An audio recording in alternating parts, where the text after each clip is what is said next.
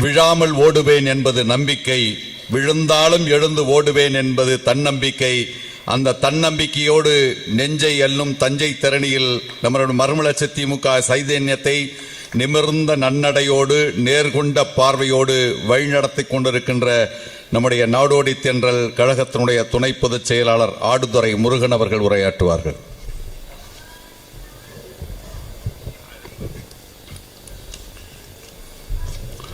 சிறப்பாக நடைபெற்றுக் கொண்டிருக்கின்ற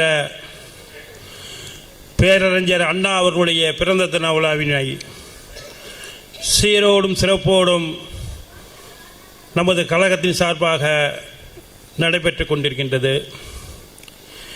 இந்த நிகழ்விற்கு தலைமையேற்று நடத்தி கொண்டிருக்கின்ற சென்னை மாவட்ட கழக செயலாளர்களே, கழகத்தினுடைய பொதுச் செயலாளர் போராளி அண்ணன் வைகோ அவர்களே, கழகத்தினுடைய பொருளாளர் அண்ணன் செந்திலேதிபன் அவர்களே,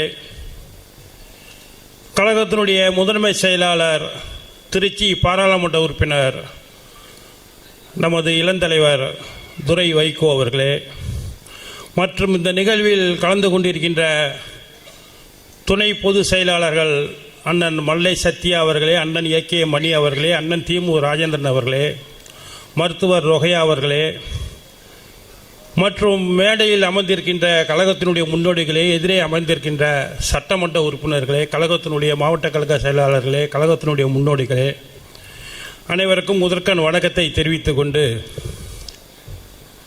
நான் அண்ணன் மணியனை சொன்ன மாரி நான் பேச்சாளர் கிடையாது. நான் ஒரு விவசாய குடும்பத்தில் பிறந்தவன். இந்த தமிழ்நாட்டில் உள்ள நம்ம கட்சிக்காரங்களுக்கெல்லாம் என்னை ஆடுதுறை முருகன்னு விரல் நீட்டி காமிச்சது எங்களுடைய தலைவர் பிறவி போராளி அண்ணன் வைகோ அவர்கள். நான் சும்மா 10 கிராமத்தில் தான் முருகன்னா தெரியும். ஆனால் இன்றைக்கி தமிழ்நாடு முழுவதும் உன்னை நான் கொண்டு போய் சேர்க்குறேன்னு சொன்னாங்க தலைவர். ஆடுதுறை முருகன் கொண்டு சேர்க்குறேன்னாங்க. இன்றைக்கி அந்த அளவுக்கு என்ன நினச்சாங்க தெரியல. எனக்கு பேச தெரியாது, அது உண்மை. ஆனால் இந்த 30 ஆண்டு காலம் தலைவருடைய போராட்ட கழகங்களை நான் கண்ணால் பார்த்துருக்குவேன். அதை நான் பேசிதானே ஆகணும். எனக்கு அண்ணாவை நான் பார்த்ததில்லை. நான் பார்த்த அண்ணா நம்மளுடைய தலைவர் வைகோ தான். அதன் பின்னால் நமக்கு 4 சட்டமன்ற உறுப்பினர் கிடைச்சிருக்காங்க. அண்ணன் பூமிநாதன், டாக்டர் ரகுராமன், அண்ணன் சின்னப்பா, டாக்டர் சதன் திருமலைக்குமார். இவங்களை பார்த்தா நான் அண்ணன் வைகோவை பார்க்குற மாரி இருக்கும் எனக்கு. இதுதான் இயக்கம். அதே போல் நமக்கு கிடைச்சிருக்க மாவட்ட செயலாளர்கள் எந்த கட்சிக்கும் கிடைச்சிருக்க மாட்டாங்க. எதையும் எதிர்பார்க்காமல் இந்த இயக்கத்தை 31 ஆண்டுகள் நடத்தக்கூடிய இயக்கம் மறுமலர்ச்சி திராவிட முன்னேற்ற கழகம். அதுதான் நம்ம தலைவருடைய பாச பிணைப்புல அவர் என்னதான் மந்திரம் வச்சிருக்காரு தெரியல, எல்லாரையும் கட்டி போட்டிருக்காரு. நான் திராவிட முன்னேற்ற கழகம் திராவிட இயக்கத்திலேருந்து வந்தவன்ல. நான் வந்தது வேற கட்சி. தலைவர் மீது பாசம். தலைவர் முதல்ல குடவாசல்ல பொதுக்கூட்டம் போடுறப்ப தலைவர் எங்கள் ஊர் ஆடுதுறையிலே வந்தார். கிட்டத்தட்ட 1000 காரோட வந்தாங்க. 1000 காரில் அம்பாசிடர் கார், கருப்பு காரில் இப்போ தலைவர் உட்காந்துருந்தாங்க. அன்னைக்கு பார்த்தேன் ஆடுதுறையில். இவர் தான் வைகோ அப்படின்னாங்க. ஆனால் எங்கள் ஊரில் பேசியிருக்காங்க. கோசிமணிக்கு பிறந்த தின விழாவுக்கு தலைவர் பேசியிருக்காங்க. தலைவருடைய பேச்சை கேட்டு தான் நான் அந்த இயக்கத்திலேருந்து மறுமலர்ச்சி திராவிட முன்னேற்ற கழகத்துக்கு வந்தேன்.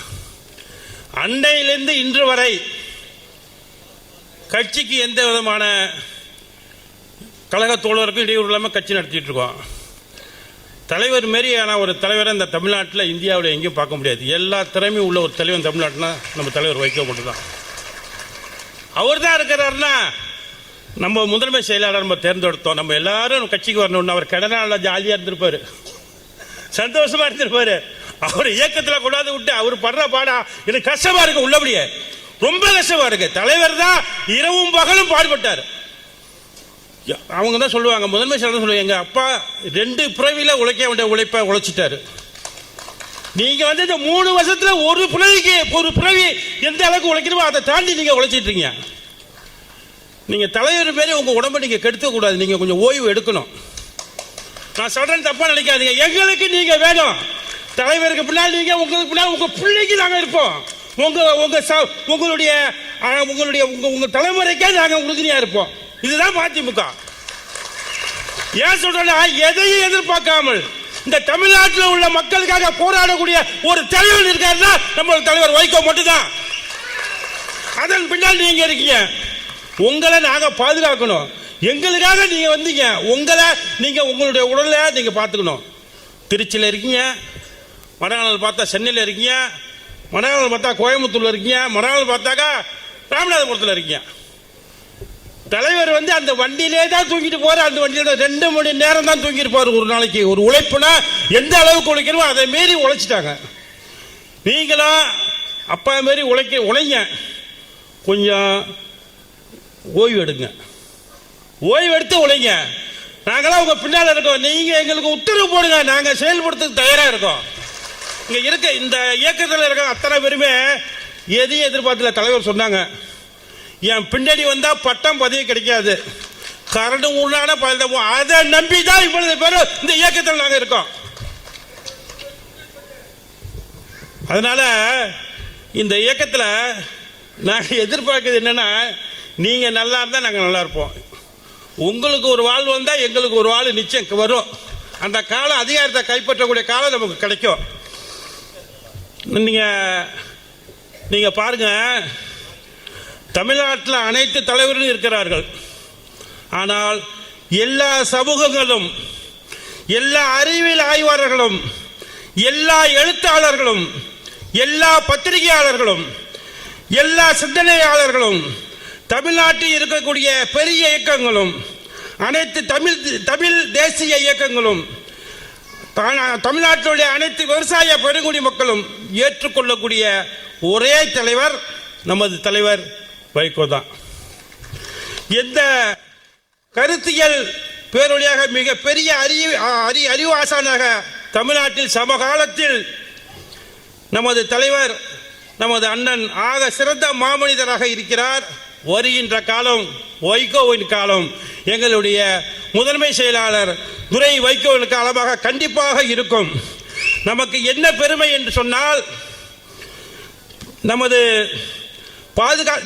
பெருமையை பாதுகாத்து அடுத்த தலைமுறைக்கு எடுத்து சென்று அரசியல் அதிகாரத்தை கைப்பற்றி நம்மை எட்டி நின்று தீய சக்திகளை அழித்து நம் இளந்தலைவர் துரை வைகோவை அவருடைய கருத்தை வலுப்படுத்துவோம் என்று கூறிக்கொண்டு, நமக்கு ஒரு ஜிஎஸ்டி முத்திரை இருக்குங்க. தமிழ்நாட்டில் பூரண மது விலக்கு வேணும்னு 3 கட்ட நடைபெற நடத்தியவர் நம்மளோட தலைவர் வைகோ. நல்லா புரிஞ்சுக்கணும். நீங்க நடைபயணம் வச்சிருக்க சொன்னீங்க, பொதுக்குழுவில் சொன்னீங்க, தலைவர் உங்களுக்கெல்லாம் மாவட்ட செயலர் கூட்டத்தில் சொன்னீங்க, அடுத்த கட்ட நடைபயணம் வச்சிருக்கோம். நீங்க நம்ம ஏதாவது தொடர்ந்து போராடிக்கிட்டே இருந்தோம். அந்த போராட்டம் இல்லை. இப்ப நம்ம ஒரு இயக்கத்தில் கூட்டணி இருக்கிறதுனால ஒரு சில இதில் போராட முடியாமல் இருக்கிறோம். சிங்கம் எந்த கூட்டத்தில் இருந்தாலும் கட்சிக்கும். ஏன் தலைவர் எந்த விதமான இதுக்கும் ஆதரவு கொடுக்க மாட்டேங்கிறாருன்னு எல்லாரும் கேட்குறாங்க. நீங்க எங்க இருந்தாலும் கட்சிப்பீங்கிறது எங்களுக்கு தெரியும். நீங்க நம்மளுடைய இயக்கம் வளர்ச்சி அடைய வேண்டும். நீங்க போராட்டத்தை அறிவிங்க. ஏன் நீங்க கவலைப்படுறீங்க? நாங்க உங்க பின்னாடி இருக்கோமே. நம்ம கட்சி மதிமுக இப்பதான் 3 வருஷமா இருக்கிறது தெரியுது. எந்த டிவியை எடுத்தாலும், எந்த ஊடகத்தை பார்த்தாலும் முதன்மை செயலாளர் உட்கார்ந்து தமிழ்நாட்டினுடைய வளங்களுக்காகவும் தமிழ்நாட்டு மக்களுக்காகவும் போராடக்கூடிய ஒரு தலைவராக நீங்க எல்லாரும் ஏற்றுக்கொள்ள தலைவராக நம்ம முதன்மை செயலாளர் இருக்கிறாங்க. நல்லா புரிஞ்சுக்கணும். எத்தனையோ தலைவர் இருக்கான் தமிழ்நாட்டில். தேவையில்லாத தலைவர்லாம் கத்திட்டு கிடக்கிறான், சம்பந்தம் இல்லாம பேசுறான். என்ன நமக்கு தேவை, எந்த இடத்துல என்ன பேசணும் அதை பேசக்கூடிய தலைவராக நம்மளுடைய முதன்மை செயலாளர் இருக்காரு. நான் கூட என்ன கொஞ்சம் ஆரம்பத்தில் வந்தப்ப கொஞ்சம் கோபமாக தான் இருந்தாங்க துரை வைகோ. இப்ப எல்லாமே குறைச்சிட்டு யாரை பார்த்தாலும் சிரிச்சுக்கிட்டு கட்சி இயக்கங்களை மக்களுக்கு நம்ம அப்பாவை நம்பி இவ்வளவு பேர் வந்திருக்காங்களே, நம்ம இயக்கம் சிறப்பாக நடத்தணுமே, அவங்களுக்காக நம்ம என்ன செய்ய போறோம் அப்படிங்கிற ஒரு பெரிய ஒரு மன சங்கடத்தில் அவங்க வழி நடத்திட்டு இருக்காங்க. நாம் அவங்களோட கருத்தை வலுப்படுத்தணுமா இல்லையா? நம்மள்ட்ட உள்ள பிரச்சனையெல்லாம் அந்த வாட்ஸ்அப் ஃபேஸ்புக்கெல்லாம் தயவு செஞ்சு என்ன நீங்க சாதனை செய்றீங்களோ அதை மட்டும் போடுங்கப்பா. செய்யாத சாதனை போடாத.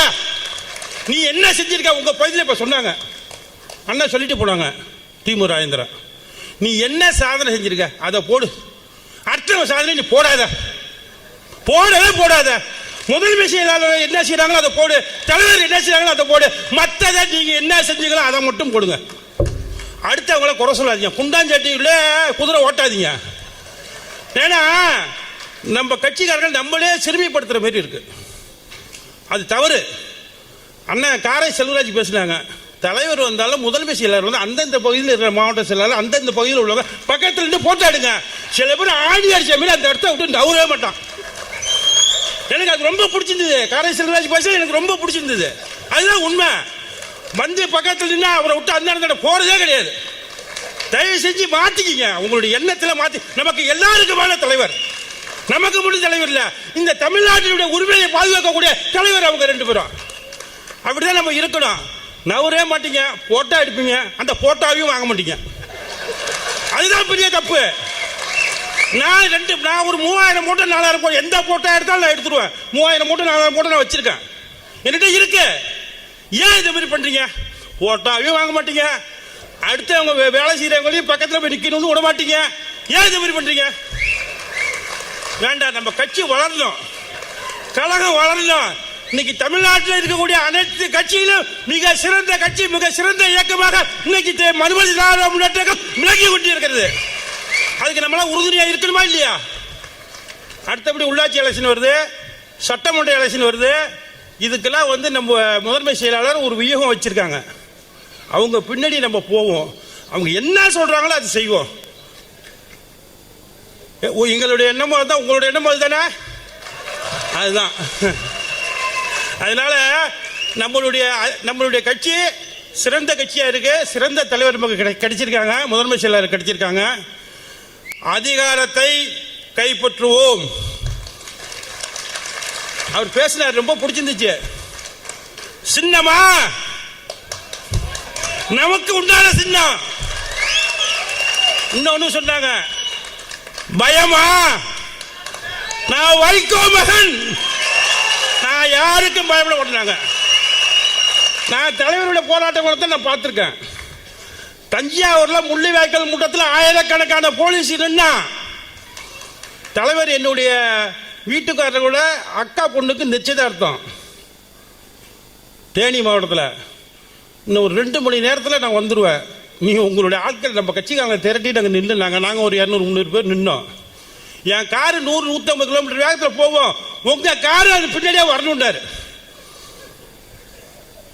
உள்ளார யாருமே விட மாட்டேன்ட்டான். அடிச்சாரு வண்டி, நம்ம டிரைவரு சும்மா சொல்லுவா பொண்ணாங்க அடிச்சாரு. 150 கிலோமீட்டர் வண்டி போயிட்டே இருக்கு, போலீஸா தெரிச்சு ஓடுறான்.